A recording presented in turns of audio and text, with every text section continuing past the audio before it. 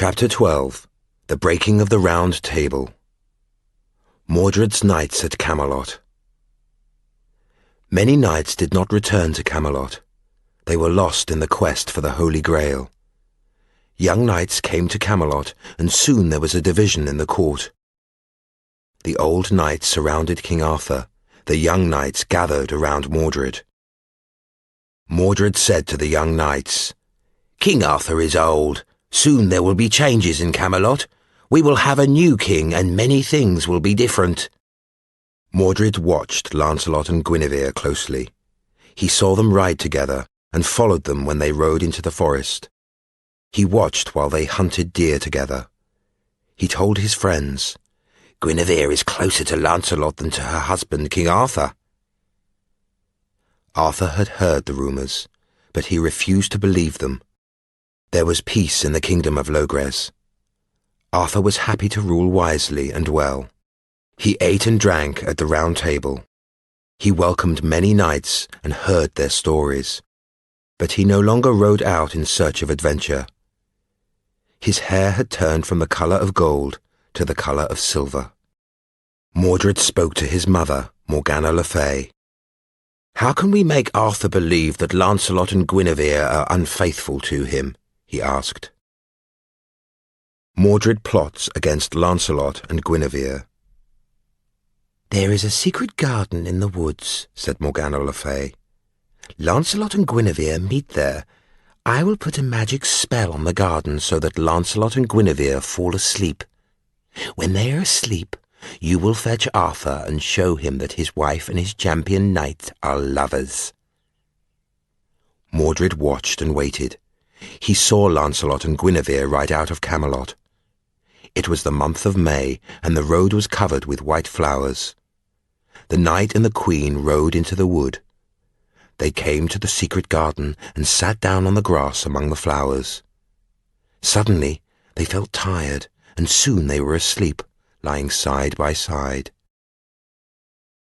Lancelot and Guinevere in the secret garden. Mordred rode back to Camelot and went to the king. "Sire," he said, "I saw 2 horses in the wood. The horses had no riders, and they are the horses of Sir Lancelot and our Lady Queen. Perhaps they have fallen, or some accident has happened." So Arthur rode into the wood. Mordred led him to the secret garden.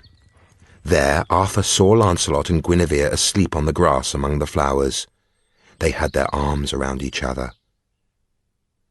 As Arthur drew his sword Excalibur, Mordred smiled an evil smile.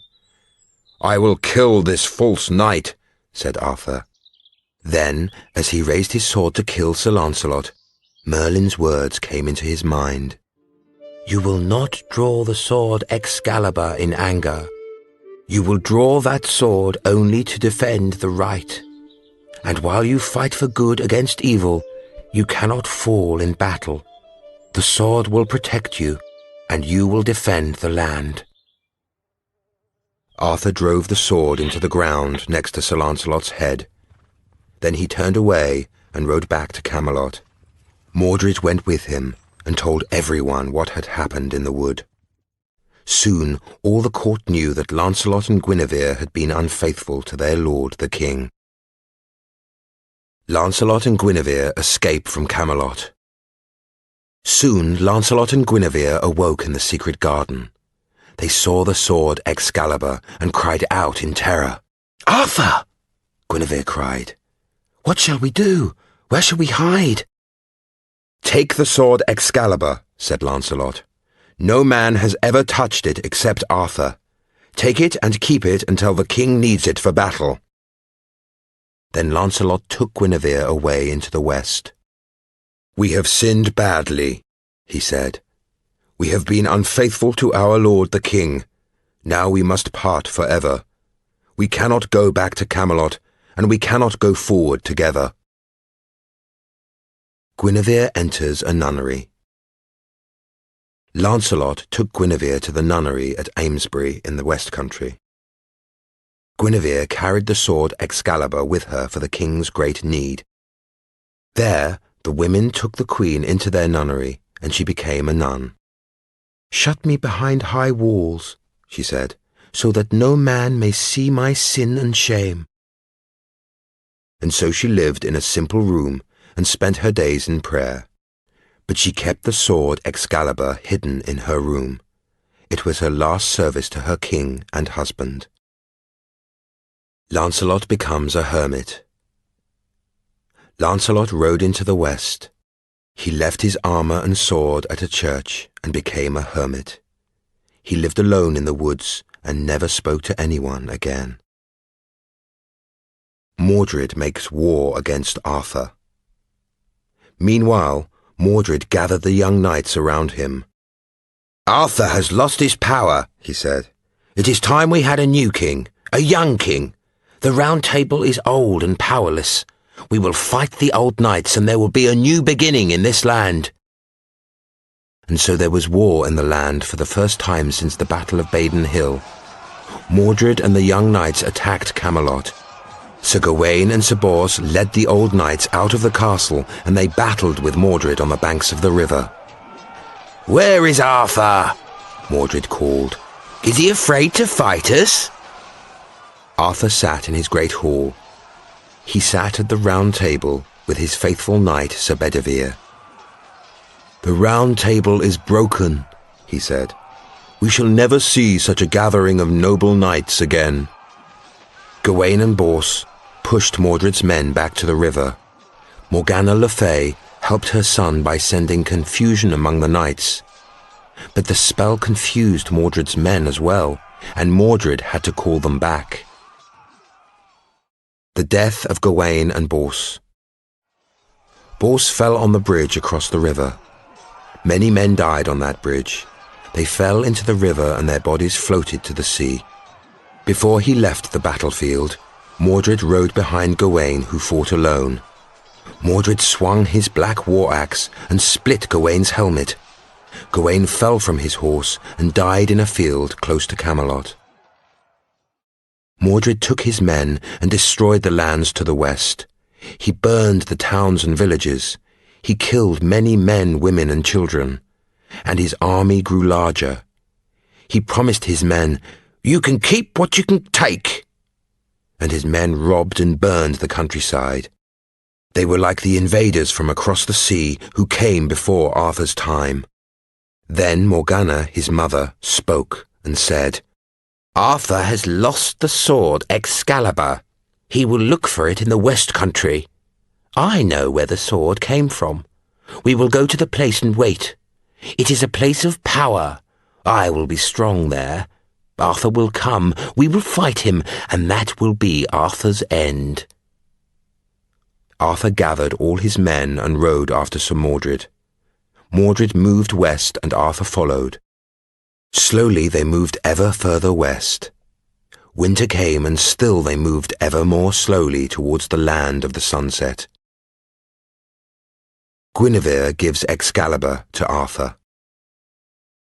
Arthur came at night to the holy house at Amesbury.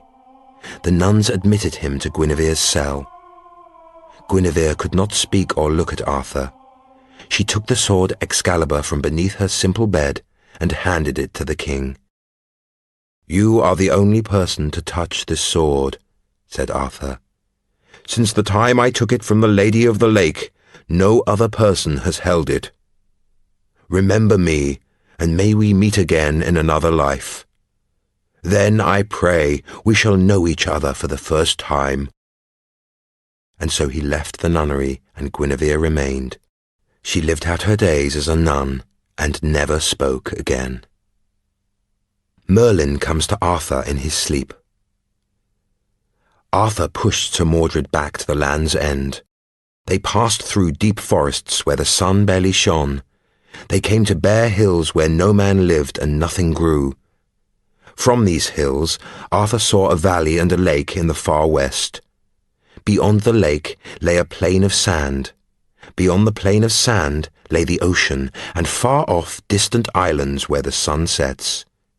Here Mordred could go no further, and he and Arthur prepared for their final battle. Arthur rested that night beside the cold and misty lake. Far away in the middle of the great wood, Merlin woke for a short time from his long sleep, and Merlin's voice came to Arthur in a dream and spoke of Excalibur and the Lady of the Lake. "One day you must give it back to her," he had said, and Arthur had asked, "How shall I know that day?" "You will know that day when you come to this lake again," Merlin had answered.